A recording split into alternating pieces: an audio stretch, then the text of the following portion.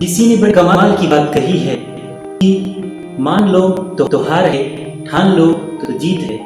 Hello guys, मैं देव हूँ और आप देख रहे हैं देव की डायरी। आज मैं ऐसी एक गुरु और शिष्य से कहानी बताने जा रहा हूँ जिसे सुनकर अपने अपने आप को बड़ा करने से नहीं रुक पाएंगे। एक समय की बात है, गुरु और शिष्य विचरण करते हुए एक गांव से दूसरे गांव अपने आश्रम को जा रहे थे। उसी समय शाम का समय था। उसी शिष्य ने कहा कि जी शाम काफी हो गया है, सूर्य तो ढल ही गया, तो क्या हम पास के गांव जाकर जाएं? तभी गुरुजी ने सर हिलाते हुए हामी भरी और दोनों पास के गांव में पहला ही घर एक झोपड़ी का था। तो उस घर में जाकर शिष्य दरवाजा खटखटाता तो वहां से एक गरीब व्यक्ति बाहर आया। तो गुरुजी ने उनसे पूछा कि शाम काफी हो चुकी है, हम विचरण करते हुए अपने आश्रम को जा रहे थे, तो क्या हम आज एक रात आपके यहाँ बिता सकते हैं? उस गरीब व्यक्ति ने हाँ कहा और गुरु और शिष्य को घर के अंदर आने को कहा।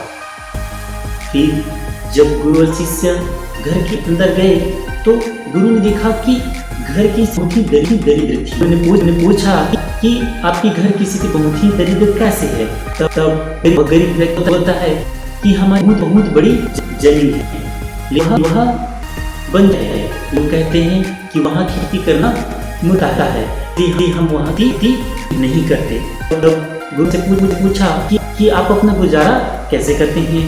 तो व्यक्ति कहता है कि हमारी एक भैंस है, उससे जो दूध मिलता है उसे हम बेचकर अपना जीवन का गुजारा करते हैं। रात हो गया, गुरु और शिष्य सभी सो गए।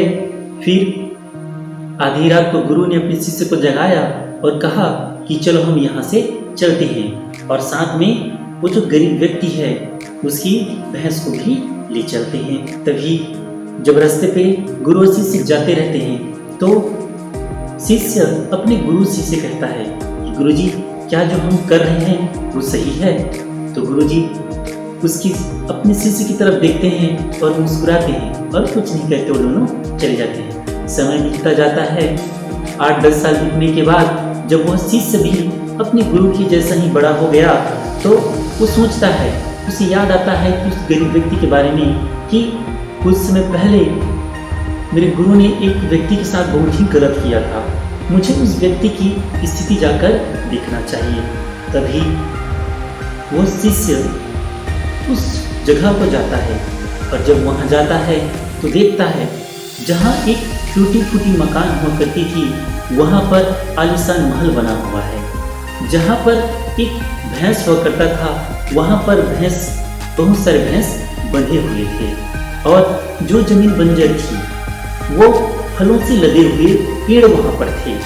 तभी उस घर से आता हुआ व्यक्ति दिखाई देता है तो वो शिष्य उस व्यक्ति को पहचान जाता है कि वही वो गरीब व्यक्ति है। तभी शिष्य उस व्यक्ति के पास जाता है और कहता है, आपने मुझे पहचाना? आज से 8-10 साल पहले हमने एक रात आपके यहाँ बिताई थी। तो वो व्यक्ति भी उसे पहचान लेता है। हाँ, आपने एक रात हमारे यहाँ गुजारी थी और उसी रात के बाद जो मेरी भैंस थी पता नहीं वो भी कहाँ चली गई।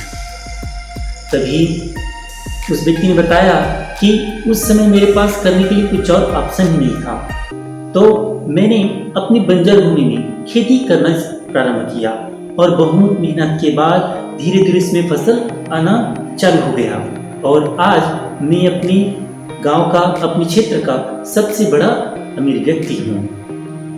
तभी वो शिष्य अपने गुरु को याद करके रोने लगता है और सोचता है कि मेरे गुरु ने गलत नहीं किया। इस छोटी की कहानी से यही मैसेज मिलता है कि हमारे जीवन में भी कहीं ना कहीं एक छोटा सा जॉब हो या फिर फैमिली हो या कुछ और हो सकता है, हमारा प्यार भी हो, हमें कहीं ना कहीं बांध के रखता है और हम अपने जीवन में बहुत बड़ा नहीं कर पाते। जैसे एक गरीब व्यक्ति को उसका भैंस बांध के रख लिया था, वो जीवन में बड़ा करने की सोचता नहीं था, वैसे ही हमारे जीवन में कुछ न कुछ होता है। अगर आप भी अपने जीवन में अपने ड्रीम को पूरा करना चाहते हैं तो उस भैंस की तरह अगर आपके जीवन में भी कुछ है तो उसे छोड़ दें और अपने जो ड्रीम है वो सब पूरा करने के लिए अपनी पूरी काबिलियत लगा दें, अपनी पूरा मेहनत लगाएं और एक दिन ऐसा होगा कि आपका हर एक सपना पूरा होगा। इन्हीं बातों के साथ मैं देसा हूँ। अंत में बस मैं इतना ही कहूँगा, माता पिता, गुरु और भगवान के आशीर्वाद के साथ कर दिखाओ कुछ ऐसा कि दुनिया करना चाहे आपके जैसा। अगर ये वीडियो आपको पसंद आया हो तो लाइक शेयर कमेंट जरूर करें, और अब तक अगर आपने हमारे इस चैनल को सब्सक्राइब नहीं किया है तो प्लीज़ सब्सक्राइब करें हमारे चैनल देव की डायरी को। मिलते हैं एक नई कहानी के साथ एक नई वीडियो में।